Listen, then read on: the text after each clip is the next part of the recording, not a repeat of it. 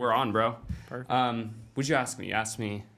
What made you decide to start a podcast? Do the studio. Do the studio. Get this going. So I was walking to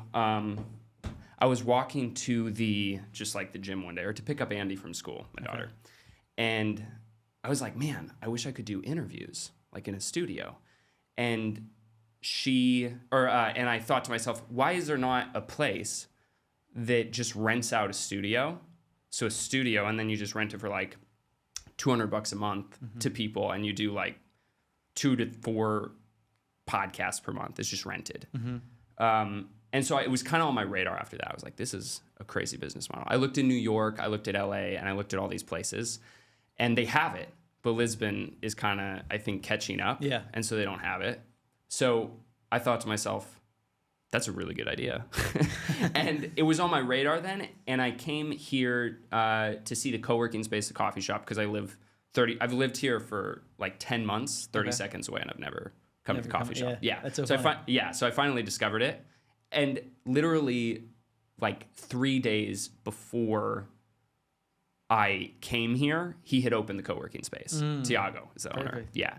So I came back here, and this room was like a mess. He wasn't using it. I just said, dude, so this was just every one of the rooms, or was it just this specific room? No, so this room was his storage. Like just all smart on his end to open it up for this. It's let's bring some income. So he was showing me the other rooms, which there's desks and stuff for co-working and coffee and all that. And then I was like, what's in there? And so he's like, oh, it's going to be desks and stuff, but there's nothing in here right now.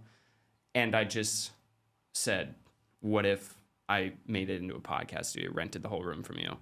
And he said, all right, perfect, let's go. Love it. So yeah, man, it was tough. Yeah. It was tough. Getting all this stuff out and getting all this stuff. Well, there's the cost of it. Like, there's probably like $8K into this room, just in equipment. Like, this thing is like $700. Okay. And then, the microphones are expensive, and the cameras are like $1,500 a piece with the lenses. It's ridiculous. So you have doing it right though. You want to do it right. Dude, that was my thought. Is do it right. And then but the worst part by far was the foam. Yeah. Why is that? Bro, just getting it up there. Have you? Like, I did not expect this. When I was thinking about what would be hard about the studio, I know nothing about production or technical stuff. I'm terrible. So I thought, I don't know how to balance the audio. I don't know how to, with the settings on the camera. I don't know all that stuff. And so I thought that would be the worst because but sticking the foam on the wall but is it was worse. The foam, bro. The thing that seems as simple as sticking the foam on the wall.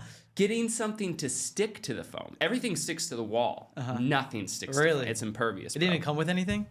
No. I know I had foam for one of my rooms, and it came with double-sided tape, and worked perfect. It had stuff. Yeah.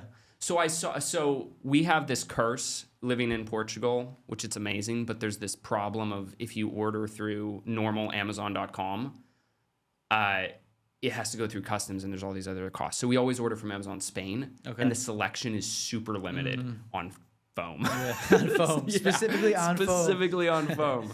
So, and I couldn't find any self-adhesive foam on Amazon Spain. Okay. So it was a curse. But you got it set up. You know what I did? I glued it with hot glue. Did you? So taking it off whenever you're leaving the studio? Yeah. Dude, the gun's somewhere over there. But that's so funny. You have to do some painting once you leave. Bro. Oh, let me get here. You want some coffee? Yeah. This is for sure. This is good coffee. How about coffee? What a great name for this place too. Yeah, man. Tiago is a good coffee shop too. It's like a proper. I think Americans can enjoy this coffee. I mean, there's a lot of great coffee in Portugal, but this in particular is very good. Really good. I'm not a huge coffee drinker at all. Oh, really? Like barely ever drink coffee. Really? Is that intentional? Yeah. Caffeine and stuff, like I just never, even with alcohol, like I'm very limited with everything. Like I am my own stimulant and do that for myself versus relying on caffeine. And then when I do rely on caffeine every once in a while, like when I was in Bali, I was drinking those like espresso shots, double shot espressos. When I got done, I had such a headache. I'd like get such a caffeine headache when I stopped drinking caffeine. Oh, so man. Once I noticed that, I'm like, if I'm getting a headache when I stop, being on it can't be that good. So let me wean off of it. Yeah, I definitely have experienced the caffeine headaches. I've been doing it since I was like 12 though. Yeah. Yeah. I went on a coffee drinking when I was living in New York at one point. I drank coffee for probably a year.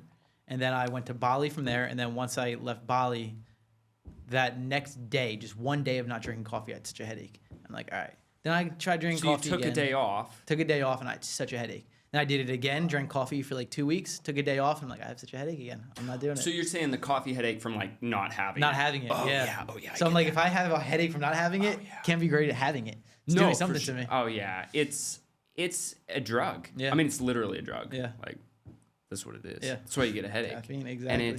And there's a lot of days I drink it because I like it, but there's a lot of days I also drink it because I don't want a headache.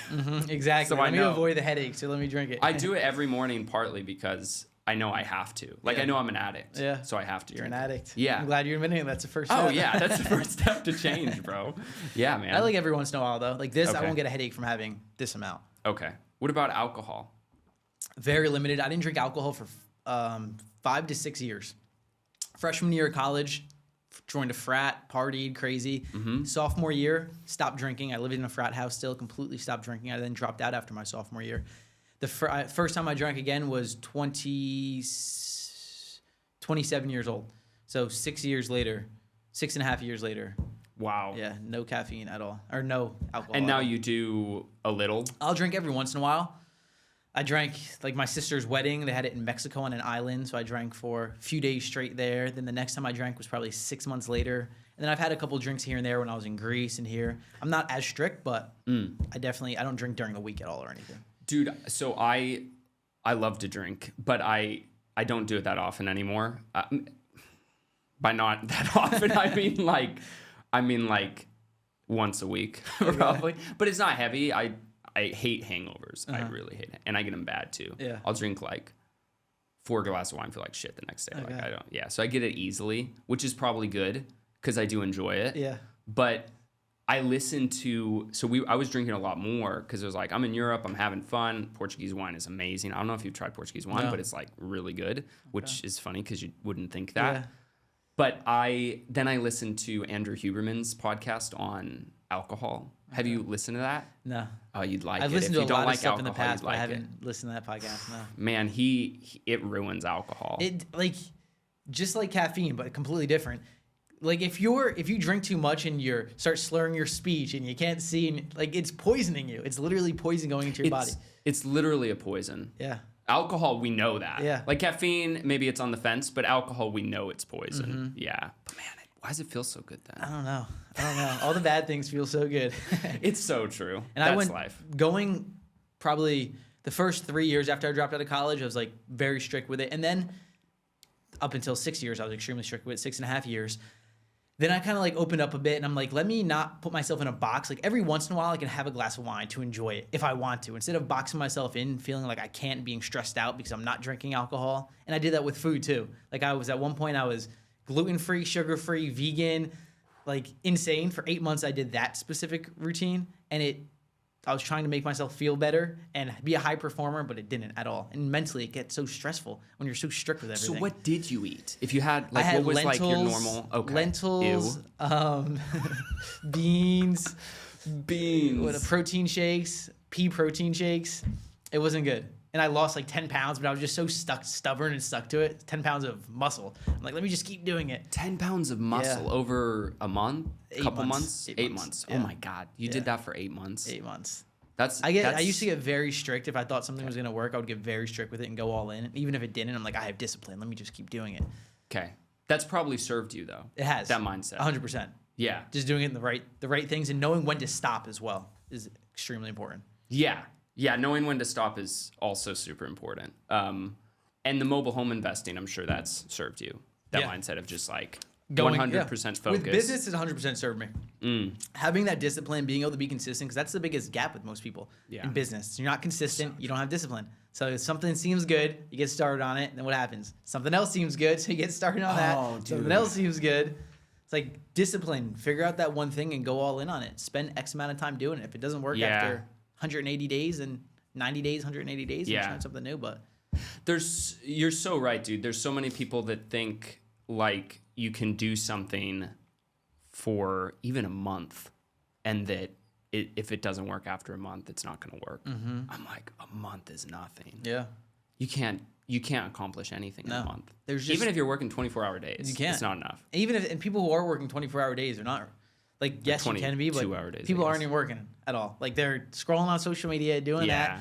It's just, there's just so much in this world, so much opportunity, so many things that you can do, so many distractions that it's so easy not to succeed. It's so easy. So easy not to succeed. Well, and in the U.S., you have, it's so easy to be okay. Like, it's so easy to get by financially if you just get like a W-2 job. Is W-9 or W-2? W-2. W-2. I haven't done it for so long. I don't even know what it is.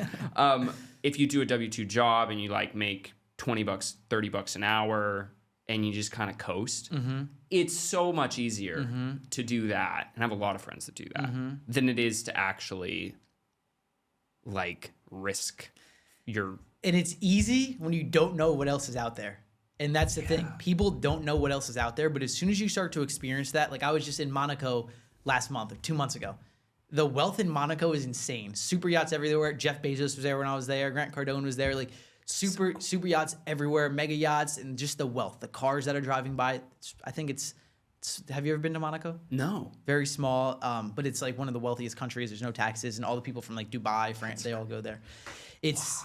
The amount of wealth is insane. And once you see that, and even just traveling, like you're like, there's so much more out here that I can have, that I can be. I feel like most people, when they go on their 1 week vacations, are like, I want to do this forever. But then the dream starts to subside a bit and they go back to their job and they forget about it. But there's so much that you can have in this world. And if you're not open to that and you don't understand what's out there and you're not having the experiences, then it's so easy to stay content, like you were saying. It's so easy.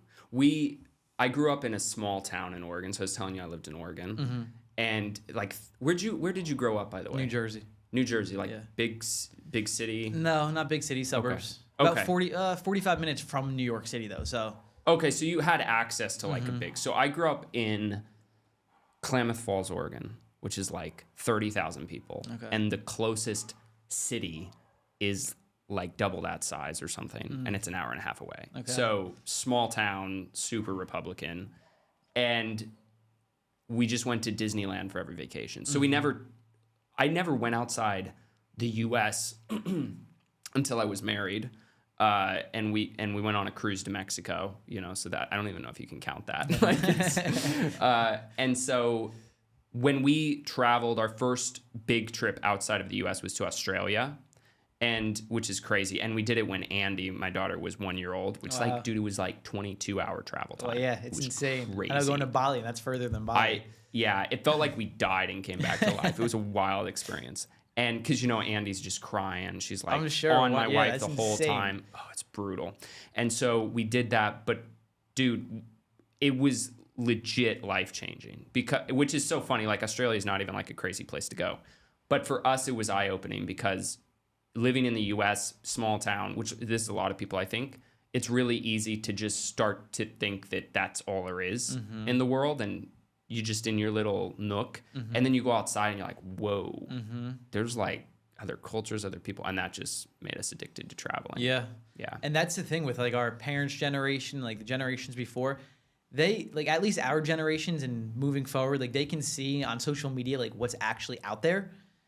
The past generations, they knew, but they didn't know what they could have. These generations are understanding more, and that's why there's so much more, I feel, so much more online businesses and people trying to be entrepreneurs. Because like, I want this lifestyle. But coming back, it's like, do you have the discipline to create that lifestyle for yourself? Yeah, and that's the other side of this, right? Like, it's so easy to be comfortable and to, you know, make ends meet and just get by.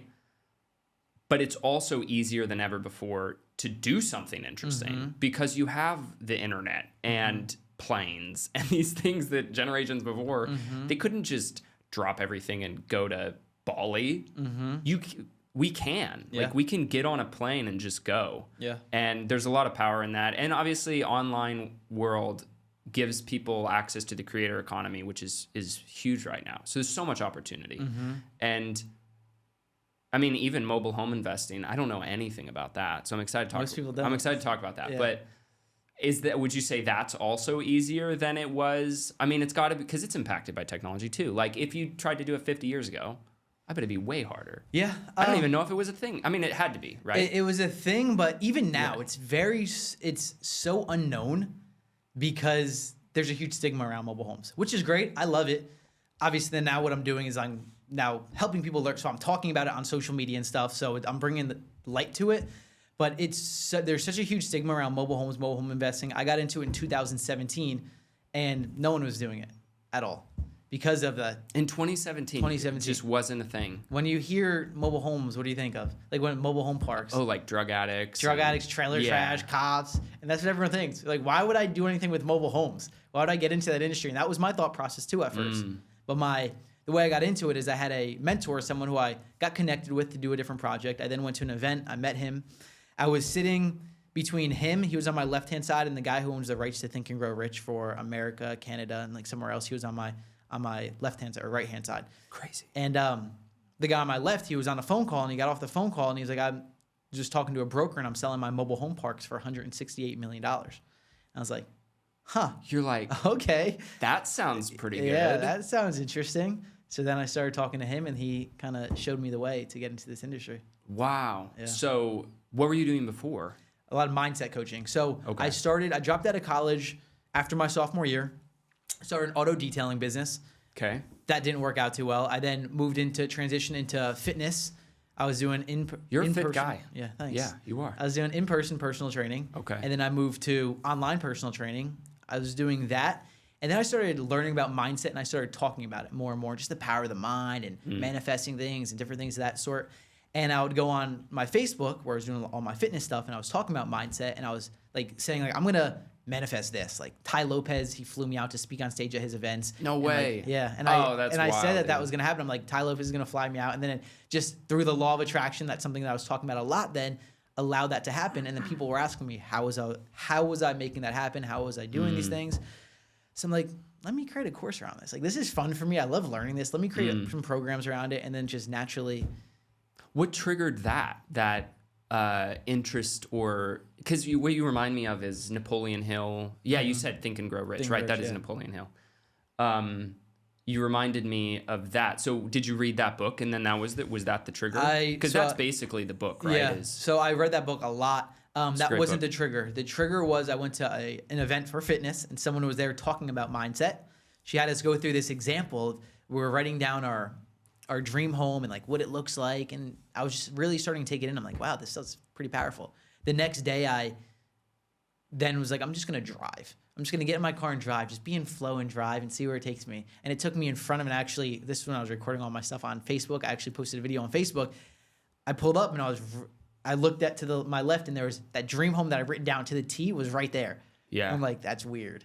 Like, how did this happen? Whoa. I wrote it down, and this house that I'd never seen before is here. So it just got me interested in it, and just started diving deeper and deeper into it. Yeah, dude, it's the same thing with the studio, really, because it was probably 3 weeks before, and I thought it was a very similar thing actually. I thought to myself, I'm gonna like keep my eye open, and I'm gonna pay attention to the opportunities. And then there was this room. I was like, yeah, this is it. Here. And I went for it, and it felt like what it felt like to me, and I'm sure you've experienced this, is like, I need to do it now. Like, I don't know if this will come again. And I need to just, like, maybe there's some nerves. Maybe I don't feel ready. I need to just bite the bullet because it's here. Yeah. And sometimes the opportunity doesn't, or it might come around again, but it might be a long time. Yeah, for sure. Might be a long time. Yeah. And it's like, you know, when you buy a new car, like a Ford Mustang or something I had for a while, and then all of a sudden everyone else has a Ford Mustang. It's kind of like that. System, They've always been there. Yeah. It's just that you're paying attention now. Yeah, that's what you're focused on. And that's this huge thing about goals. It's like, if majority of your thoughts are going towards negative stuff, you're just going to see the negative stuff. But if your thoughts start to go towards goals that you have now you're going to see all these opportunities to achieve your goals. Yep. It's like, wow, this was here, this was here, this was here. Yep. Even the mobile home investing. Like, I knew I wanted to get into real estate, and I knew I didn't want to go the normal path of real estate. Okay. That was like, I know that this is what I desire to do. And then all of a sudden, the guy sitting to the left of me talks about his mobile home parks. I'm like, okay. Maybe this is it. This is the... So what'd you do? You go home, you buy a book on mobile home investing? Like, what was the next... I go home, I start just looking it up, and there was one book. This one guy named Lonnie Scruggs wrote it like 50 years ago. Okay. There's a book on mobile home investing. It's like one book from there's 50 one book. years ago. Yeah. So I started learning about that. Then there was one guy who had a podcast talking about mobile home investing. So there's one person doing it. Okay. So I started listening to his podcast and I started to really learn the steps. Within that first month, I then bought my first mobile home. I'm like, all right, let me just take action. I had my mentor who's guiding me, who still mentors me. Is he a real estate mentor specifically? It's just overall. Just kind of like everything. He got me to read Think and Grow Rich and like start doing that. You still work with him? Yeah, he's 73 years old. Just some older guy. No way. Like, just wanted to give back. That's what we all need, bro. Is like a 70-year-old mentor. 70-year-old billionaire who just mentors you. Bro, who's just like ready to give back and doesn't care chill. what he says to you either. He'll tell it straight. That's it. Yeah. That's what we all need. Yeah, 100%. So from that, I then went out, found my first mobile home. The way I got this deal, and this is how I get all my deals, they wanted $45,000 for it. I was not putting up $45,000 for a mobile home. Okay. I let them know the most I can do is $10,000. Okay. They said no. They got back to me a month later, called me back and said, hey, is that offer still on the table? I'm like, yes, it is. Like, let me go check it out. I went to go take a look at it. So there's some things that need to be done. So I'm like, $7,500 is the most I can do. Okay. And they're like, all right. Because they lived out of state, and you got to find motivated sellers in order to get this. Of course. Out of state. It wasn't her home. It was passed down to her from her mom. She's been out of state for a year. She's paying lot rent every single month. So it's $650 per month. So nothing's happening with it? Yeah. Is it pretty distressed? Like, no. No, it was in decent shape? It was in decent shape, yeah. And it's costing them $650 per month because inside the mobile home park, you have to pay lot rent every month. $650 a month just for the rent? Just for the lot rent? Yeah, for the lot rent. Damn. So that becomes the big pain for a lot of mobile home sellers. I then went there and I turned on the water, and water started shooting out from underneath it, from the pipes. And the neighbor came running over. She's like, yes, this happened last year. My yard was full of ice. Like, there was water everywhere. And I'm like, oh, shit. She didn't tell me about this. So I called her up and I'm like, this 5K. issue. And this was my first home. So my first mobile home I was buying. So I'm like, this is insane. Like, I don't even know if I want this. I'm like, the most I can do is $3,500, $3,500. Wow. And she's like, fine, I'll do it. No like, way. Okay, sweet. Because she knew she had crap, and and it was probably just like she just wanted rid of it. She wanted to get and rid the of it. $45K was just her trying to. Yeah, exactly. I mean, and good for her. Like, why not try and get the try most it. you can? Why- If somebody's why gonna not? buy it, that's Right? that's democracy, baby. And she had someone who Capitalism. was potentially going to be a buyer. That's why she turned me down at first. And that buyer fell through, and she's like, all right, let me just get it off my hands. I just want to be done with this shit. Yeah. Cool So thing you about got it for 30. So this is your first deal. First deal, $3,500. Cool thing about the pipe thing is I had the maintenance guy come over and take a look at the pipe so he can tell me what was wrong with it after I already got the deal, title signed and everything. And he screwed something up. I gave him $20 and it was good to go. I'm like, perfect. It's a beautiful thing. No way. Yeah. And that got you from 75 to 3,500 for $20, bro. Yep, $20. Wow. $20. And that was then I started to understand like there are sellers who are extremely motivated to sell their mobile homes, and like I need to find those sellers and I can get it for this price point. Letting them know, like I'm not pushing them to sell it to me, but just letting them know like, here, this is what I can buy it for. If you're interested, here I am. I'll tell you what's wrong with it, tell you what needs to be done. So for that one specifically, I was all in $6,000. I bought it for $3,500. We did some work to it, $6,000 all in. Wow, $6K. $6K. Dude, that's something anyone in the middle class of America can do. $6K. This is the beauty of this business model. That's amazing. Yeah, it is. So walk me through the rest. So then I sold this one on seller financing. So I knew that I wanted to start to create passive income through real estate and like truly passive income. I didn't want just like rent where I'm a landlord. I wanted to become the bank. And so what I did with this deal is I sold it on seller financing, which means I am just the lien holder on the title, just like a car. Mobile homes are considered cars. So a lien holder on the title. They put down a down payment of $7,000. So I'm already in the green $1,000. Wow. I sold it for $52,000. They paid me $652 per month for the next 72 months. So total cost was $52K. They pay you, right, $7K up front as a down payment. And then you said $650 per month. $652 per month. Was there quote unquote mortgage? That was their mortgage. Yeah, okay. 100%. I think it was for about 72 months, whatever equals out to $52,000. Do you have holding costs? Like rent or nothing. anything? I'm done. Wow. I'm done. They pay their lot rent. What about separately. They pay lot rent. And they pay me separately. So wow. Yeah, so their total is that normal? Like that the tenant pays lot rent and yeah. So they're the tenant buyer. Most mobile home parks that I work in anyway. They bought it. They bought it, yeah. Oh, so they're owners now. That makes sense. And that's another thing with this industry is people are I like, need to invest in mobile homes. Yeah, you do. Oh my God. People are like, I don't want to get tenants, mobile home park tenants. They're not gonna pay me. They're gonna default on payments. Okay. Like Because you have this stereotype, drug addicts, exactly poor. I'm like, you got to find the right parks. Parks Okay. that I work in, we're looking for a 600 plus credit score. I collect a down payment of $7,000 plus, like a sizable down payment. I like to cover my all-in costs on the down payment. So they're now invested into it.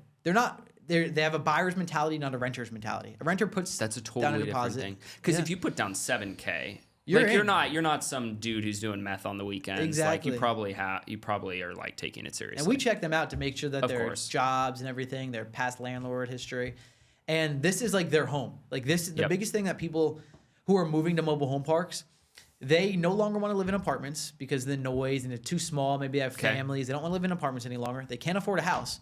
So they go, let me move to a mobile home. And there's a lot of like, I can even think of personal friends who are really good people and really loyal and really trustworthy who fall into that category for sure. Who I have a buddy who's like 30 and lives with I think he still lives with his parents, but he could probably afford, I'm going to mention this to him actually. Yeah. He's like, you should, because he's always, I can't afford a house. Yeah. I'm going to be like, dude, buy a mobile home Yeah. with you because he wants to move in with his girlfriend. Buy a mobile home, move in together. And there's a stigma around it. Total But stigma. What I found over this past year, people who have great jobs, people who have nice cars, people like they're now moving to these mobile home parks. One home I just sold last month, someone sold their house. They then wanted a mobile home, so they purchased a mobile home. Wow. Yeah. What's that about? Like, so are there like luxury mobile home parks now? The parks, there are luxury mobile home parks, usually along the coastlines. The ones that I Okay. work in, they're not luxury, but they just like the one that I just sold. I sold it for $127,000. So this one, I'll tell you through that deal real quick. Yeah. Bought it for $12K. They wanted $45K. 45, I bought it for that's the number. $12K. Yeah. Okay. I bought it for $12K. I put in, and I went there, took a look at it, bought it the next day. It's very fast. It's not like a house transaction. It's a car title. They hand you a title. You go to the DMV. Wow. Bought it that next day. Got the work started in it the next day. After that, within 28 days, we had the work complete. I was all in $35,000 for my total cost at this point in time. I put Okay. more money into this one because I knew it had more potential. Because it was, yeah, good property. I put it on the market for $135,000. I then ended up selling it for $127,000. Bro. 88 days in total it took me to do that deal. Really? Yeah. How long was it listed? Like 60 days. 60 days? Yeah. Wow. So that's $110,000 in 2 months essentially. So yeah, so my net profits was $88,900. Okay. Wow. After like closing costs and Yeah. everything. Is there closing No costs? closing costs. After just all the costs in total from like I think it was, There's always stuff. Yeah, I right? think I was $35,100, I believe, all in from getting my workers out there, supplies, utilities, everything of that Dude, sort. this is wild. Yeah. What's so cool about this is I actually just had a real estate investor on for my first. Oh, awesome. Yeah, which is funny. So now Become a real estate podcast. Yeah, I'm getting, dude. It's becoming that, bro.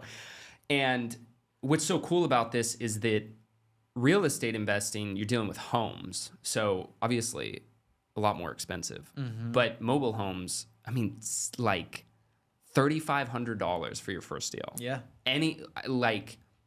Even if you're working at a gas station and you like save for a year, you could probably like make something work 100%. with that. That's wild. My second deal was $1,500. My third deal was $1,400. So it's like $1,500. That is crazy. $1,500. How's the coaching going with this? So you show other people, right, how to do so this? we teach other people how to do this. I started the coaching system in January of this year. Okay. I kept it a secret for 5, 6 Oh, plus so this years. is relatively new. Yeah, the okay. coaching side of this. I didn't want to mention it to anyone. I'm like, let me just keep it my secret. It's my Yeah. thing. At the end of 2022, I'm like, I want to have a higher level of impact now. Like I can help one family at a time when I'm doing this, but I want to help thousands of families at a time. And the only way to do it is to bring light to more people. Yep. Help more people get into this business. Yep. Now I'm helping the families who are getting into the affordable housing, the mobile homes, and I'm helping the families, the people who are learning how to run this business model and create Yep. wealth for themselves in real estate. Yep. And I just see that there's such a huge need for it. Such a huge need, one, demand for affordable housing, and then two, for people who want to get into real estate, but they can't afford a single family home, a multi-family home. They don't have the $100,000 plus to put into it. And even if they do, I talked to a lot of investors as well. They're like, all my money's tied up. I have $100,000, $200,000 tied up for 6, 7, 8 months. I can only do one deal at a time. Like I just bought 10 mobile homes for under $100,000. And that also disperses your risk, right? So now you don't have $100,000 tied up into one deal. You have it tied up into 10 different deals. Yeah. So it's diversification as Yeah. well. Man, I'm buying 6, 7 mobile homes at a time. We have members. How in our many are you program. doing a month? Like generally, do you Right have a now team? we have 6. I have so many questions. Yeah, I do. That's how I travel. It's That's how I exciting. travel. Hell It's happening. yeah. I have homes being flipped right now. That's amazing. I'm here. Yeah. Oh my god. Yeah. So okay, so how many deals do you typically do a month? It really varies. Right now we Yeah. have 6.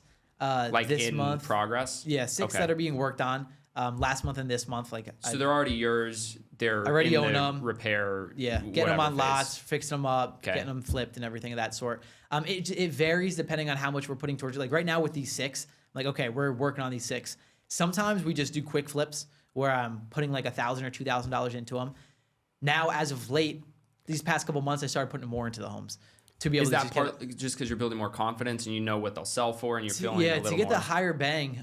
Yeah. Like I could have sold that one that I bought for $12,000. I could have sold it for $45,000 the next day I had a buyer. But I'm like, no, and it's tempting. But I'm like, no, I'm gonna put the work into it, and I sold it for $127,000 instead. So instead of a $30,000 profit, I made an $88,000 profit. Wow. This one of them that we're working on right now that we're flipping, I always put them on the market as soon as I get them, Okay. just to see what the demand is. Okay. And see if anyone wants it as is, and see what I want to do with it. I bought this one for $10,000. I put it on for $45,000. I had like 3 buyers who wanted it right away, but I'm like, I'm gonna put some work into it. Yeah. Give it some time. Yeah. Make people salivate. Yeah, exactly. Yeah. And would you sell it for? I didn't sell this one yet. This one's on this the one's market. in the Yeah, works. this Okay. one currently that I'm mentioning, I'll probably end up selling it for like 75 or 80. You bought it for 10? Bought it for 10. All in. Yeah. All in. We're gonna be about 18. That's great. 18,000 all in. That's Yeah. amazing. Dude. Wow. How many people on your team? It varies depending on how many crews. Like I'll have subcontractors come for certain homes. People who are like legit on my team, I have 3, but then there's subcontractors. Like the last home that I just flipped, I probably had like 9 guys in doing work, coming back and forth. Okay. Yeah. So they're not like full-time or Yeah, anything. they're none of They're it. just Yeah. contractors. I have one guy who's fully full-time, then the other ones are just subcontractors. Do you find your deals with direct mail? Is that the... Bandit signs, putting up signs, we buy mobile homes, going to the mobile home parks and building relationships with the managers. So important because there's a mobile home park manager. They're the gatekeepers. So they will tell you what deals are available. And if you build a good relationship with them, which we teach people how to do, They'll just give you deals probably. they'll give you deals. They'll tell you this person's going to be evicted. Go check out this home. That's how I got a lot of my deals. That's amazing. Yeah, this person's going to be evicted. This person's behind on lot rent. They might want to sell. This person's going to be moving out. This person just passed away. Like go contact their family members. So you don't buy on... Do you buy on market at all, or it's all off market? Mostly all off market. Yeah, because that's where you get the deals. I was just gonna buy one on market. This probably like about 3 weeks ago, but then the price just kept shooting up because there's a huge demand for mobile homes. So I was Okay. gonna actually buy Really? this one. This would have been the most expensive one I That's so purchased. funny. Yeah, I was gonna purchase it for $55,000, but then every time I'd say a different number and I'm traveling while I'm doing it, they're like, "This person's gonna pay $65,000 for it." I'm like, "All right, we're getting too high here." Yeah. It's not it. Do you think the increase in demand is because like there's inflation? I also think that there is like an increasing wealth gap happening in America where you have a lot of people who just don't have as much money, and like the upper middle class is dwindling a little bit. Do you think that's why like more people are just looking for houses they can actually afford? They can afford recessions, inflation, interest rates. Like people are now moving towards, I can't afford this anymore. The rent is increasing. They're like, this is so small place that I have for my family. The rent keeps going up more and more. Yeah. Let me move to a mobile home where I'm only paying $600 per month in lot rent, $700 per month in lot rent. Once I have my house paid off, like I'm golden. I'm just paying this. Yeah. And it's such a lower price point. And you have a yard, you have a house that you can run around in. And they're not, and if you get a nice one, like I've been in mobile homes, they're not, like if you get a nice one, dude, they're not anything to balk at. Like, No, like the ones that we flip, the past one that we just did for 127, it's freaking beautiful. Is Like, it? incredible? Really? You look in that, you won't even know it's a mobile home. And when you go sold it for inside. what? 127. That's amazing. Yeah. All in at... All in 35,000. That's 35,100. That's some pretty... be And what's the average like turnaround? Is it 2 months on these? Like you bought from when you buy it to when you sell it? If you're doing a full gut job like this one, we took everything out, full gut job. Okay. It took 28 days to do that. And then because it was such a high price point that I was selling it at, Okay. total was 88 days. Typically, I want to have these things flipped in 30 days. From bought to sold, 30 days. Really? Yeah. It's fast. That's fast. That's fast. I'm sure the repairs are less intense than if you would have a house. 100%. Right? Yeah, so much Gotta less be cheaper, intense. gotta be quicker. Yeah. Wow. That's wild, man. Yeah. What an amazing business model. I know. I want to do this. It's such I flipped land for a little bit, like vacant land. Okay. I didn't do much. I did it for, I don't know, 3 months maybe. But I bought like 5 to 6 lots, and it was just sending mail to, it's actually pretty smart. So I bought this course, and you send literally the purchase agreement. You don't have your signature, but there's a place for them and it's like just sign below. Yeah. And people would just sign it and mail it back, bro. It's different too, and it just shows that you're serious. And they're like, oh shit, all right. People are sending me mailers with their face saying we buy land, but no, he's actually sending me a purchase agreement. It's a totally different ballgame, yeah. And they would literally, it was so funny. They would just sign it and mail it back, and then it's like, all right, and then, they wouldn't even call you. They'd just be like, yep. So then with the number, like you wouldn't put a price point that you were buying it for on there. Or you put for the price, land? Yeah. Oh, yeah. So, on the purchase agreement, it would have the offer. It'd be like $1,000. But your signature was blank is what you're saying. Yeah. It had the spot for my signature, but like mainly just because you're sending like 500 of these, so you didn't want to like go through and sign each one. But no, there's spots for it, and then it has the offer and the address or the lot number and everything. And because people just owned these lots, and they didn't. Again, they're paying taxes on them, and they're not doing anything with them. But the hard thing, I think, with vacant land is, from my experience, and I'm not saying I did it well, but it's not as desirable as a mobile home. Because a mobile home is something you can live in. A piece of land, it's like... Yeah, the demand is definitely lower, for sure. Oh, yeah. So, like, it sits. Yeah. It sits for a long time. How long did you typically hold on to the land for? Dude, there was one of them that like, after I left... I did it with a buddy of mine named Paul DeCampo. Do you know him? No. Okay. He's kind of in the real estate space. He's done some mobile home stuff too, actually, funny enough. Yeah.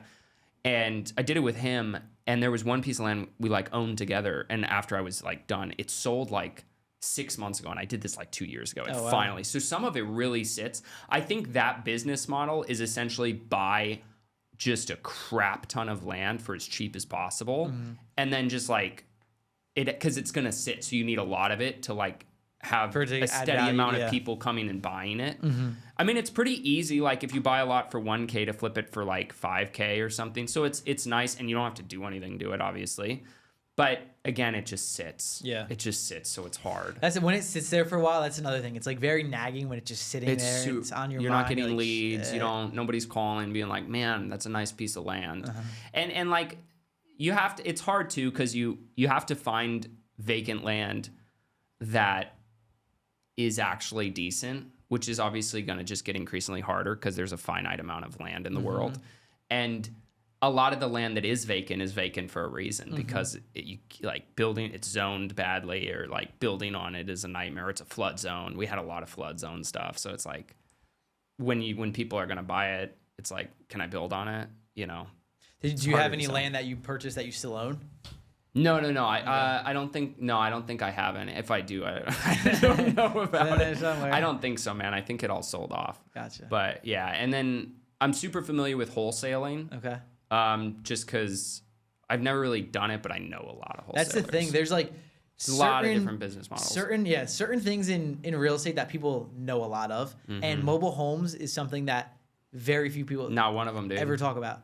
It seems. Do you have? So what market do you do this in? Is it one market? You just specifically? Yeah. I have 2 states that I do it in. So so New Jersey, Pennsylvania are like my 2 main states that we do it in, just local. Okay. Keep it local. But then we have people who do it all around the country. Everywhere. Is there any state that if someone's there and wants to flip mobile homes, you're kind of like, well, it's tough there? Hawaii, because there's... I live there. That's where I lived for 2 years. Yeah, there's only a couple mobile home parks there, and that's true. You can't get into those parks. I can confirm because I lived in Hawaii for 2 years on Oahu, and there's not a lot of mobile homes. Yeah. Okay. Not. So Hawaii. I'm not positive about Alaska. It's just cold as hell there, so I'm like, I don't know fixing mobile homes and doing that. You got to insulate the shit out of those things. I want to go to Alaska, but every other state there's mobile home parks and there's mobile homes. So Alaska, Hawaii, maybe not, but everywhere else, the 48 other states. Yeah. Okay. You're golden. Wow. Yeah. And you have how many people are you working with right now within your? In our program, we have 40 something in there right now. That's awesome. Yeah. We're going to be doing a second launch coming up, actually, probably next month, sometime next month. Okay. We're going to be doing another launch to get decent amount of people in there. Cool. And then what do you do for your launch? You like do some Facebook ads and Instagram shout outs is one thing that we're implementing. We're going to be implementing new strategies. What is Instagram shout outs? Is that like getting influencers and stuff to like talk about it? Like other people with followings? Essentially. So it's, you know, the pages like mindset motivation or entrepreneur mindset. I'm just making up names right now. Yeah. All those like random pages. Alliterated. They have like, a lot of them though, they have like 1 million followers, 800,000 followers. You can pay them to be on their page for 24 hours, 48 hours or so. Oh, cool. And then you get exposure. So you get exposure and those people follow you. And that's interesting. Yeah, it grows naturally that way. How much... So do you like make a video and you send it to them and they'll post it for you for a certain amount of money? So some are videos, some are like posts. You might have seen some where it's like, this guy, for let's say mobile home life, this guy learned how to create X amount of dollars in mobile homes, and it's those slide photos where it shows you how, like you scroll through photos like that, almost like the Twitter, not even Twitter anymore, the X photos where you slide through and it has like words on it. Like this is how he does it. So that style as well. There's different styles for the Instagram shout outs. And what's like the average cost? Like how much do you pay for that? It varies. Some of them are like $300 for 4 posts for 24 hours. Depends on the size of the page, but something in that range. And have you done this before? It's funny. I actually started doing Instagram shout outs when I was in college. I always had the entrepreneur spirit. Hell yeah. My sophomore year of college, when I was selling fitness programs online. And me and my one buddy, he now has like huge fitness pages. Sweet. He has the biggest fitness pages out there. But we used to pay fitness pages to shout us out. This was back in 2013. So I started to shout outs a while ago, but I haven't done it since then. And now we're ramping up again. Let me know how it goes. Yeah, because I'm going to be launching a group with a buddy of mine, and I'm kind of like been brainstorming about some traffic, like driving traffic to sales page. So I might try that. Shout outs. That's interesting. Yeah, it wasn't even on my radar. And did you get, like when you did it last time, you feel that like you get decent results from it? And you want to verify the pages that you're doing. Yeah, you don't want to do it with like all the bots. Yeah, they don't have bots. You want to make sure they don't have bots. They'll send you like a screen recording of showing you their growth and like their analytics and stuff. You want to make sure they have the demographic that you want. That it's legit. Okay. That's a good idea. Yeah.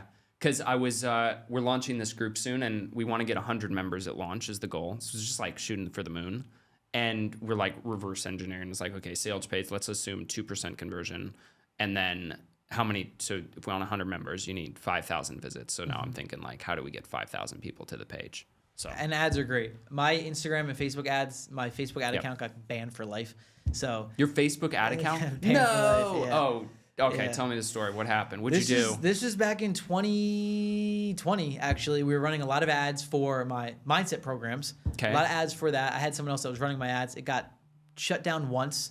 And then it got shut down a couple more times. I don't even know the exact reason why. Really? And after that, they're like, you're banned for life. So it wasn't anything like huge. There wasn't like you're just done. Naked on camera. Maybe cursing in the videos, but people curse in videos. So I don't know what it was. They should ban Tony Robbins. Right? People curse all the time. Yeah. Man, that's... Yeah. I wonder if cursing is allowed in... I think it is. So I don't know what the issue was. But I know we got flagged a couple times, and then we got flagged like 3 times. And after the 3rd time, they're like, you're out. 3 strikes, you're out. Banned for life. I'm like, come on. I thought maybe when Meta came, when it changed to Meta, I'm like, maybe my account will be back up again. Yeah, maybe it'll be back. But it's not. That's the ban for life thing is it's the death penalty. Yeah, it's ridiculous. It's the fucking death penalty. You know what I mean? Yeah. It's capital punishment. It's like it's just so ridiculous to why can't you just make like this is logical to just make like first of all 3 strikes is not enough to ban someone for life. Right? That's not at all. Not even close. There should be, you're banned for, like the first ban should be a week maybe. And then the second ban should be maybe a month. Maybe it's just another week. And then there's like another month. And then it just progressively gets longer. It's like, you know what it's like? It's like when you enter your password and you get it wrong. Exactly. They are not like, all right, you never get to access your account ever because you fucked up. But with stupid Bitcoin, that one guy, did you ever hear about that? That one guy had like 100 million or something in Bitcoin, but he kept getting his password wrong. He didn't know it, so now he's axed out forever. No Crazy. way. Yeah. That happened a couple of years ago. Yeah. Wow. That's the worst. Yeah, that would be a really, really big shame. Yeah, banned for life. I would quit on life if that happened. Right? Yeah, I'd be done. Not good. And we were spending the amount that we were spending on ads, probably like $5K at that point per month. And we were ramping up. ramping up. And they're just like, Facebook's nah. just like, we're good. They're Get so outta here. rich. I know. It's That wild. 5K to them is probably like Nothing. It's pennies. Peanuts, Yeah, they don't give a shit. It's the worst, dude. Yeah. Did you see? I was thinking about getting banned. Did you see Trump's mugshot? I did. That was hilarious. I know. Oh my god. I was Blowing thinking about that because in a mugshot, I've never had a mugshot, but I imagine they take one photo. And he nailed it. He's mean mugging. He's like, let me make this photo go viral.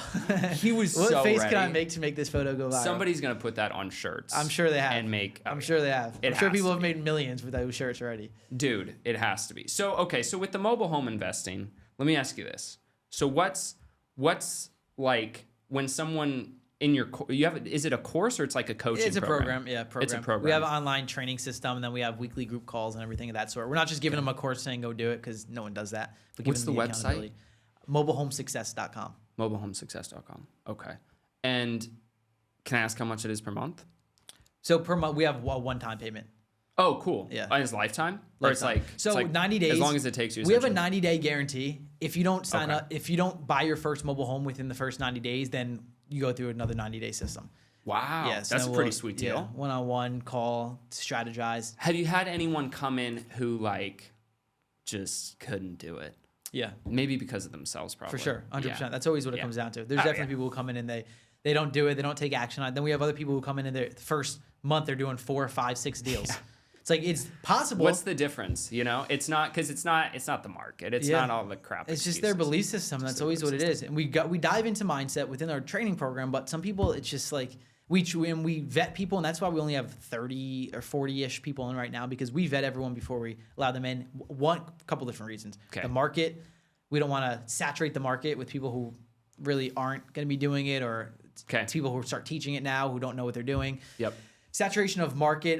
We want to make sure that people are actually going to make the investment and are actually going to follow through. Take it seriously. We don't want people coming in our program that aren't following through on things, and that just gives us a bad rap. All these stupid people leaving bad reviews because they didn't do anything. Because they didn't do anything Yeah. with it. Those are the main two reasons why we're like, all right, let's make sure that we vet the people and we make sure that they're high Okay. quality. So for this next round, we're making sure they're higher quality. Like they go through Okay. application forms. They need a So you do like 90-day sprints. yeah. Okay. That makes sense. Mm-hmm. Yeah. I like the idea of 90-day sprints because it gives people a window.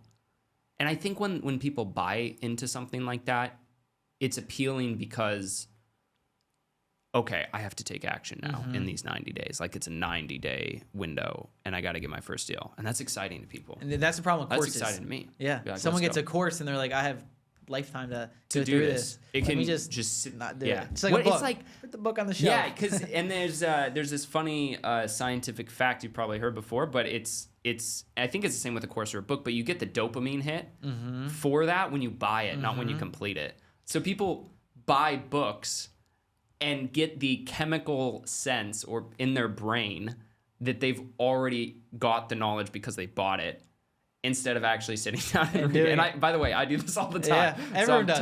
Everyone Everyone does. does. It's a fact. Yeah. And same with courses. It's something like 90%, isn't it, of I people don't who even buy know, courses. something like that. I'm sure. don't. Maybe even higher. It's probably higher. I say learning is justified procrastination. Let me just keep learning. With Yep. myself, when I first got into the whole journey of personal development and everything of that sort, I'm like, let me, even with books, read one chapter, I take action on it. I can't move on to the next chapter until I take action on Until what I you've learned in actually- the first chapter. Yeah. And then you program yourself to actually to grow and to get results versus just to learn. Yeah. So that's And it probably makes you more picky about the books you read. Because if you know, like, I'm going to actually take action on this, you're only going to buy and read books that you want to take action on. Like, exactly. you're not going to just read this crap you don't need because a lot of people, I think what you're saying is true. A lot of people will read and learn and do these things as though that alone is the goal. Yeah. Right? And I've done this a lot, by the way, where you just learn and you think, all right, I did it, I'm better. And instead of what you're doing is reading and then doing something different because of what you learned versus like, I have this knowledge and I'm going to tell people about it and make me sound smart. Let the dopamine come from results, not just from learning. That's and so I true. did too. When I first started, like Ty Lopez, his thing was like a book a day, and I started doing that. I was Yeah. reading a book a day, going through a book a day, and I probably got through like 30, 40 plus books. And I definitely gained a lot of knowledge. I gained a lot of things in my mind. I understand a lot of things. Yeah, it's not entirely a loss, Yeah, for sure. Like, for it's sure. definitely better than, like, watching The Bachelorette all day, Yeah. right? Yeah. But if I It's kept a doing spectrum. that for a year, 2 years, 3 years, 4 years, I could have skipped it out for 6+ years, and I feel good. But where are my results? I just have a Yeah. stack of books. It does make you feel good, doesn't it? Like, It there's does. a high... It's a little deceptive, which Yeah. is funny because people think about reading... And look, like, I love to read. I think reading's great. Yeah, amazing. My wife reads. Yeah, super important. It's not the worst thing you do is read. Dude, by far. So, but it is a little deceptive chemically in our brains that we think if we read the book now, like, that is the end goal. Mm-hmm.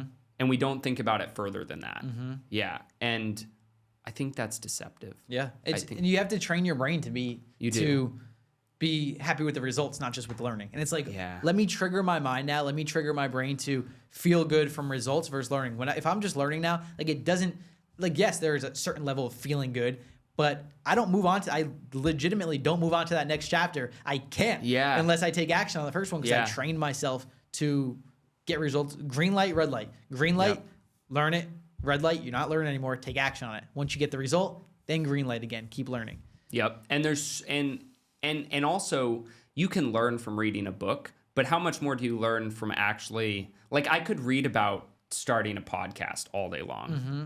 But until you start a podcast, you don't learn shit. Like, you don't actually, it's deceptive. You think you know. Yeah. But until you start and do it and fuck it up, you don't know anything. You don't know nothing at all. And that's the only way to learn. Yeah. That's the only way to figure it out, dude. Mm-hmm. So do you still do the mindset coaching stuff, No, or is that that's- just that was the mobile home? Just the mobile homes. Yeah, Cool. I invest in mobile homes. I mean, you're doing so fucking well with it. Now we're moving into mobile home parks. I have Like a couple buying under entire contract buying parks? parks. Yeah, Oh, I have dude, one under okay. contract, and I got others that we're working on right So now. how does that work? Because So- that seems intense. Yeah, so and that's more of like the typical real estate. Like, it takes a while, the process, 6+ months. Okay. What we're doing, we have cold calling mobile home park owners, ask them if they're interested in selling their parks. Okay.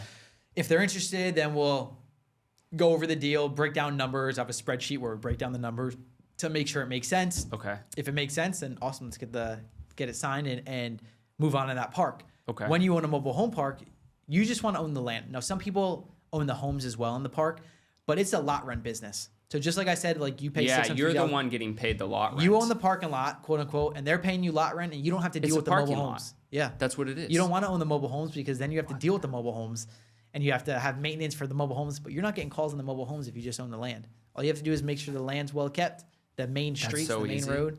Mow it, Yeah, and you get. and paid then the your- problems that go on inside the houses, not your That's problem. them. Wow, that's actually pretty sweet. Yeah.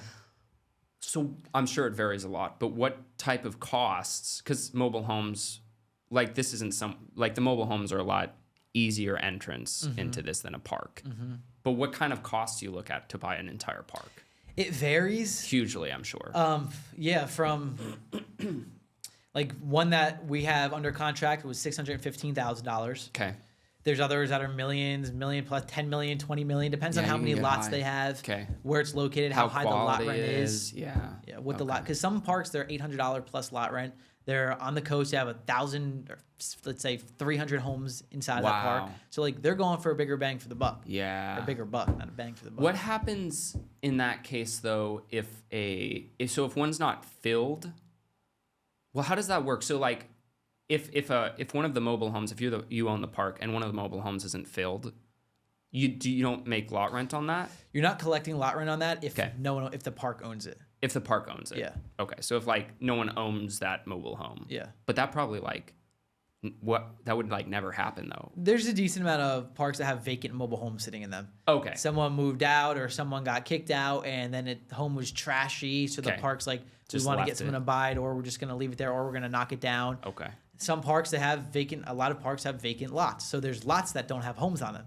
So when you're calculating your equation to purchase a park, you're not calculating those lots that don't have homes, because it's going to cost you $10,000 plus to get a fix home in those. there. So Get a home brought in, put it on the land, get it all set up. Okay. Wow. So you said you're buying it for 500 615. 615. Is that cash or is that on a loan or Loan. private money or something? Yeah, On a loan, loan? bank Is it loan. bank loan? Bank loan. Okay. What's down for that? Like We put, I think, 20% down on that. Okay. So 120,000 or something Roughly, like that. yeah. Okay. And then that's more of, that's not like flipping or That's a that's long-term just holding. Yeah. That's that long-term play. Do you know on this one what your like monthly all told In the beginning, income's going to be? So right now the lot rents are only at $220, I believe, or $250. How many lots are there? 52. No, Okay. I'm sorry. So there's 52 lots, but there's 35 or 36 lots that are filled right now. Okay. So right now, what we'd be bringing in is a lot different than what we're going to be bringing in 5 years from now, when the lot rent will slowly bring it up like $40 per year. Yeah, of course. And then Okay. when we fill in those lots, now we have 52 lots at $400 per month versus 32 lots at $250 per month. Okay. Like the income changes dramatically. Yeah. The exact number on this one, I haven't looked at these numbers in a bit because we've been going back and forth on this deal for the last like 5-6 months. I'm sure it's a lot more negotiating and stuff that goes into buying a park than a mobile home. 100. There's Totally so much different. more negotiating. Yeah. Homes are Way easy. more. Homes are simple. I can buy them within one day. Yeah. Parks, this has been a 6-month plus journey with this park. Wow. Yeah. But it'll be worth it. Yeah. Yeah. Those are the long-term plays, and that's the thing. Yeah. A lot of people, even getting into real estate, like they're like, I'm going to buy a multifamily house. Great, and they want to quit their jobs. Like, you're not going to be able to quit your job buying a multifamily house. That's a longer-term play. You have to put down $30,000. If you get an FHA loan, let's say $20,000, you put down $20,000. Now you have maintenance costs, repair costs. The house doesn't cost $20,000. The house costs $300,000+. So your rent is going towards what you're collecting is going towards the mortgage. Yep. So it's like you're gonna probably be cash flowing. Maybe if you're renting out the multifamily, both units, probably $800 to $1,500 per month. Okay. Maybe. And then Okay. you got repairs and maintenance and different things of that sort. Yeah. That's why I myself, like, I have one multifamily that I own. Okay. But I'm not going. Is that a multifamily mobile home? No, or multifamily just house. Okay, Yeah. okay. And Does I'm that not going- exist? No, home Okay, mobile I homes, didn't no. think so. I mean, Okay. it might. People might have generated it, put it together. Just put a wall in the middle, I've bro. seen mobile homes with second floors that people Just put cut on it in half. themselves. Yeah. Everything exists. Everything exists. But with that, I'm not going the multifamily route because I don't want to be the landlord. I don't want to have to hold on to these, and I'd rather just go from mobile homes to mobile home parks because there's a bigger amount that you'll be collecting, and you have 50 tenants instead of 2 tenants, so you're not relying on 2 people, and you get more money coming in. And it seems like the natural progression, right? Like because as you get more money and your finances improve and you're able to do a mobile home park, it makes total sense to say, okay, we're buying the homes, but now let's buy the park. Yeah, exactly. Yeah. What's your vision for, tell me the name of your mobile home coaching thing again. Mobile Home Success. Mobilehomesuccess.com. Yeah, we have the Mobile Home Success Academy, mobilehomesuccess.com is the website. Yeah. Oh, really? Yeah. I'm surprised. When did you buy that domain? I bought that. I was surprised too. Dude, I was like, what the hell? Very surprised. I bought that probably 5 months ago. Really? Yeah. Oh my God. I know. can't. Mobile Home Success. Wow. Yeah. I cannot believe that's Beautiful available. domain. We just bought the domain simpleLittleBusinessModel.com. Okay. Me and a business partner. Did you buy that from someone or was it available? No, dude, it's available. Yeah, that was another one. I was like, what the hell? Man, there's still domains. Yeah. Like after decades. Yeah. There's still domains available. Some good ones out there. Dude, crazy. Yeah. Man, so you're traveling right now, yeah? So first time to Lisbon?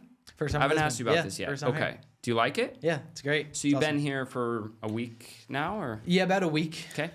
I believe we'll be here for 3 weeks in total. Okay. But it's nice. Yeah, we like to travel and have places where we can like settle down in and get work done. There's traveling vacation, then there's traveling living wise. In Monaco, I'm familiar with this. my girlfriend was there for 2 months or 2.5 to 3 months in Monaco. I was there for a month. Okay. There, she went sooner than me. I was doing some other business stuff here. Okay. Or maybe I was there for a month and a half or so. Whatever, But yeah, yeah. we're like in that one spot, stay there. Okay. We'll go on like little trips, like Saint-Tropez is near there. We went there. We went to a couple other spots, but we had our one house that we were living in, quote unquote, Okay. the Airbnb. Okay. Yeah, and that gives you time because you still have to do some stuff, right? And if you're just traveling, like when we were in Greece, we were in Athens for a week. We were in Mykonos Sweet. for a week. We were in Milos, which is another island, for like 4 days. That's like just vacation. You can't get any work done doing that. Yeah. Moving all your suitcases, going back and forth. No, it's too wild. Yeah.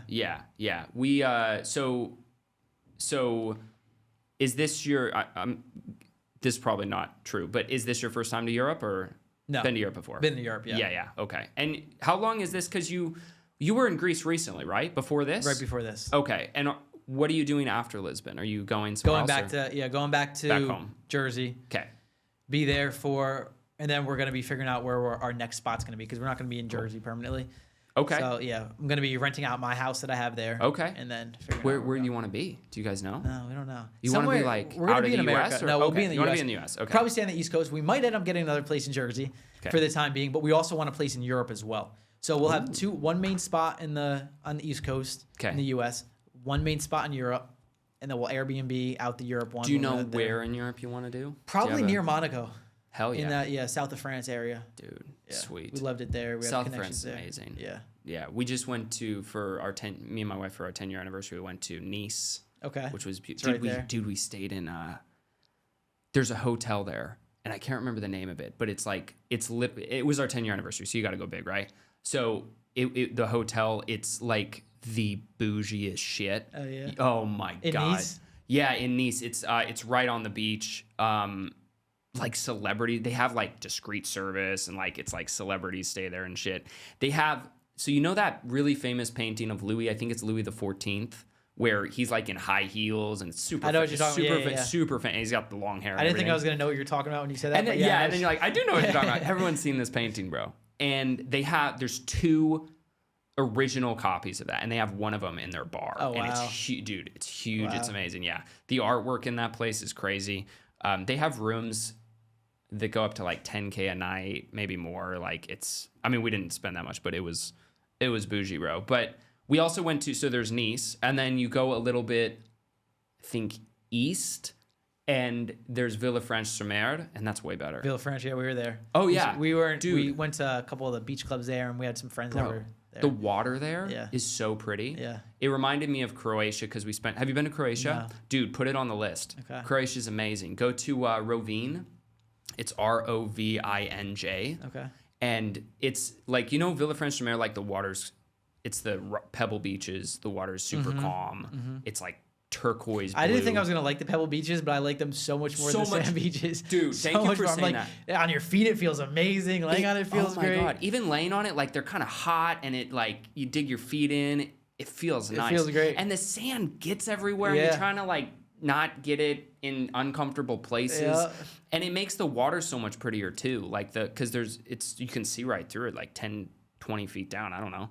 Yeah, dude, same experience. The first time I did Pebble Beach, so like, this is so much better. But most people think like, yeah, I tell people that they're like, why would you? That sounds awful. Yeah, like, no, it's amazing. Oh, it's the best. And laying on it is like not that uncomfortable. No. Even if you just like put a towel. It felt great. Laying on it too. I'm like, this is good. It's like we're golden. A back massage. Yeah. Kinda. Yeah, dude. It was nice. Yeah. That's funny you were there. When did you go there? When we were in Monaco. It's right there. Okay. It's probably a 15-minute drive from Monaco. Was Monaco recent too? Yeah, Monaco was before Greece? Yeah, before Greece, but wasn't right before Greece. We went back to America. Travel a lot. Monaco was. You have to, man. Yeah. You got to enjoy the success you're having. For sure. Right? For sure. And that's something that I didn't do. I never traveled. It's my girlfriend got me out of my shell. We've been dating for 2.5 years at this point in time. I used to just, when I first started my entrepreneur journey, and this was me getting myself stuck in a box again, I'm like, I just have to stay home behind my laptop and just grind all the time, just do this. And I didn't allow myself to enjoy the fruits of my labor. Yeah. And it's uncomfortable at first doing it, but I'm like, this is so amazing, the world that's out here. I traveled here and there, but I didn't go on these long trips or spend time in Europe and just enjoy it as well. Yeah. Like, you have to enjoy it. You have to enjoy it, man. That's so true. I've been doing a lot of stuff recently that's exciting to me, and I'm a very excitable person. I get excited really easy, and I just like, and I like think about it, and not in a negative way. I just like anticipation. I'm like, oh man, dreaming about it, envisioning it. All the like the podcast and my newsletter. We're having our first launch. These other businesses, just lots of cool stuff that I'm excited about. But I've run into this issue where, I think it's improving a little bit, but where I like can't fall the fuck asleep.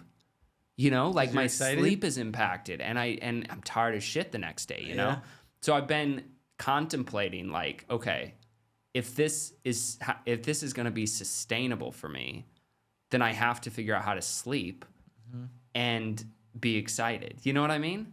Have you ever had this? Yeah. Do you journal before you go to bed? Like write down all the ideas? No, that's a good idea though. That's something that was Does a that game help? changer for me. Really? Writing down the things that I'm excited about, writing down my game plan for the next day. You might do that. Like just getting clear and all that. So it gets out of me. Instead of it just sitting in my head, I'm like, let me get it out on the paper. So now my mind feels okay because it's there. Because it's there. You know, and I you know don't I'm have gonna to wake worry up about to it. it's there, and you just release it from your mind. Because you seem similar to me in terms of kind of like high energy, enthusiastic. So I bet that would help. Yeah. Yeah. It does. Have you done much meditation?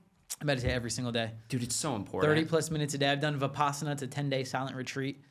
Where you go. Vipassana. It's called Vipassana. What the fuck is Vipassana? 10-day silent retreat. You sit there. Oh, it's one of those. Yeah, I've heard of these. You can't go. read, write, talk, look at people in the eyes. Like just 10 days of meditating every single day. What is that like? It's pretty powerful. I did this back in 2017. It's powerful, man. Like what you think you would do it again? Maybe I'd do a shorter period of time now. Okay. I don't feel the need. Then I've done like the next thing that I want to do is a darkness retreat where you're in the dark for 5 days straight, just like pitch black dark, 5 days straight. Yeah. I did one of those eating in the dark restaurants where it's pitch black. Interesting. I've never heard they of have that. one. I'll send you a link. They have one in Paris. Okay. Dude, super cool. Super cool. And blind people serve you. Eating in the what? Dude, blind people I are guess the they waiters get- and waitresses. yeah, they get a better so you feel for line everything. and you sit at a table with people you don't know. So it's super fun. So like you put your phone in a locker because there's no light allowed. And then they all line up and you like put your hands on the shoulders of with your whole table. Your whole table lines up. And then the blind person, the waiter or waitress, guides you in. Wow. It's so trippy because you Wow. go in and it's, dude, I had like for 30 seconds almost had a panic attack because I like control. And I was like, and I've just never not been able to see, like, Yeah. you know? Yeah. And so I'm like, they guide you and you're following and then you like stop. You can't see shit. I mean, I wasn't sure. I was like, maybe I'll be able to see a little bit. You can't see anything. Wow. And so you're standing there and you're just sitting there wondering what's going on. And then the blind person grabs your hand and like kind of guides you to your seat and you're like feeling around. Okay, like feeling for your glass. And they don't make it easy. They give you soup. They give us soup. They don't tell you what you're eating either. They gave you soup. They gave us a water pitcher for the table. So like you got to pour your own water, bro. We had to pass the bread around the table. Super How fun. was the Highly recommended. like you tasting the food? Were your senses For sure. higher so the food tasted better? Like, For sure. I think like without doubt, without a question, dude, like it's a noticeable, it was a really profound, which I'm sure 5 days would be like crazy. It was a really profound experience. I remember coming out just feeling like really high. I don't know why. It was just this profound experience where you're talking to people at the table. You don't know them, but there's like just no judgment because nobody knows what each other looks like. You only hear their voices. And so everyone's having fun. Everyone lets loose. You get That's awesome. I love that. I've never heard of that. You got to try it, man. Yeah. You get some soup on your shirt. Nobody gives it. You don't even tell anybody. Like, who cares? You know, your whole. You don't even know. You don't even, dude, honestly. I might have just got soup on my shirt. It's so fun, man. You got to do it. I'll send you a link to the for place. Sure, that's very cool. Yeah, it's amazing. I was in Paris last year. Okay, one of my favorite cities. Yeah, Paris is amazing, man. We did the other cool thing we did there. We did it. Let's see. We did the Moulin Rouge, which is like you did that. So cool. That was amazing. And then Guy Savoy. Have you? I think that's what the Moulin Rouge is. That like where they do that's the like stuff on boobies and stuff. Yeah. The burlesque, dude. It was so cool.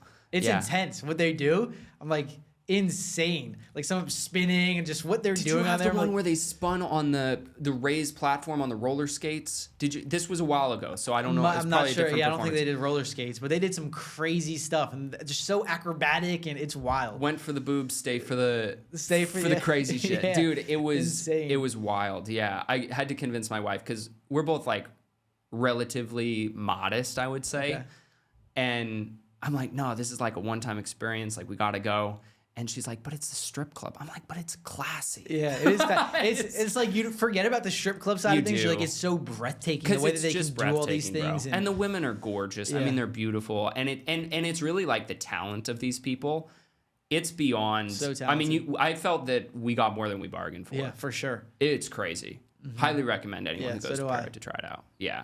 And then Guy Savoy. Have you heard of it? It's a restaurant. So it's the restaurant where Gordon Ramsay learned to cook. Yeah. So it's like it's a 3-star Michelin, which is the highest you can go.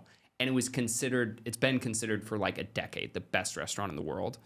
And it just lost, I think, literally like 6 months ago. It lost a star, which was crazy. Yeah, but we went there when it was 3 stars. That must be so painful for the owner. Oh of it. my God, dude, he's been known as his name's Guy Savoy, and he's been known as the best chef in the world for like at least a decade, maybe a couple decades. Why did it lose a star? Do you know? I don't know. I don't know. I read a little bit about it, and Michelin had an article on it. I don't know what it came down to, man. That must be so it's gotta painful. hurt though, dude. God. Like it's gotta feel a little bit like your legacy kind of for died, sure. you know? Yeah. That's rough, man. But have you ever done like the Michelin restaurant thing? No, what? Dude, I mean, I've do you know gone what to this some is? Michelin restaurants, So but I've never done. this life. Oh no, that's all I mean. Yeah, Okay. you've done Michelin restaurants. Yeah. dude. I'm addicted. I just think they're so fun. There's a lot in the south of France. There's this area I went to called Antibes. Okay. Have you heard of it? I've heard of it. It's probably I like haven't been there. 20 minutes south of Nice. Or it's like 30 minutes south of Nice. Okay.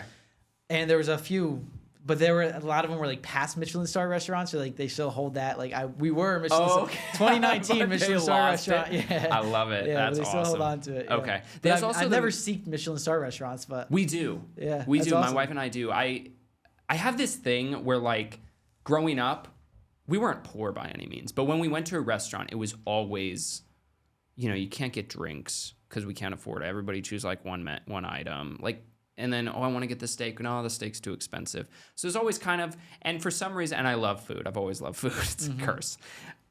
It's for some reason I associated eating, like it's one of the things I like to spend money on. I think it's super fun. It's just like I drink wine. I feel like fucking royalty, bro.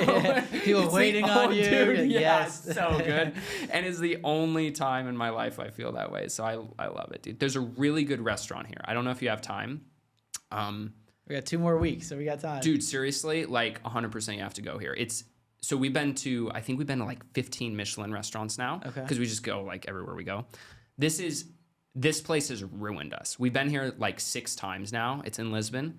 And we can't find anything better. Really? It's so fucking good. Really? Dude. Yeah. Definitely send me any recommendations you have. Okay, I will. So it's called 50 Seconds. Okay. It's in this huge tower. It's called 50 Seconds because the elevator ride is exactly 50 seconds wow. up. Yeah. Interesting. So I'll send you the link. Perfect. You have to go, man. Yeah. And the reservations, we haven't had too much trouble getting in. So, No. yeah. Yeah, we have some. You have to go. I don't know what places, but we have everything pretty much mapped out for the next 2 weeks, and that was doing that, sitting down and mapping everything out. What we're going to be doing this day Yeah. has been great, but we're definitely open to Like adding a some little good bit things in of, there. yeah. So changing it's pretty, some things up. yeah, it's pretty, so but you have time for work still while you're here? Yeah. She's still working. We're and stuff? working. Yeah, we're working. Yeah. We'll What does she do? Is she with you in the mobile home stuff? So she's network marketing. She's huge in network marketing space. Like she was #1 in her company. Just Okay. She has a sales team of people doing it's like health products, health and wellness products. Hell yeah. She has a whole sales team under her.